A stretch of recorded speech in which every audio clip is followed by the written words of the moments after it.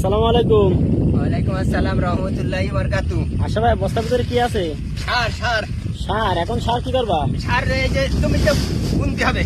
জমিতে বুনবা তো, জমিতে ধান নেই, তা কি খালি বুঝি সার বোনার কারণ? পটাশ ইউরিয়া দিলি জমির মাটি খুব মুলাম হবে, বা ওই গাছ আগাছাগুলো পচবে।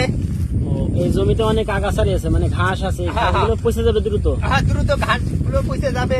আবার ও লাগানোর সঙ্গে সঙ্গে ওর লেগে শীঘ্রই শক্তি পাবে, খাদ্য পাবে, এই কারণে। ও, এই জন্যই সার বোনাচ্ছে। হ্যাঁ, এই জন্যই এই সার বোনা। কি সার বোনা হচ্ছে? ইউরিয়া আর পটাশ।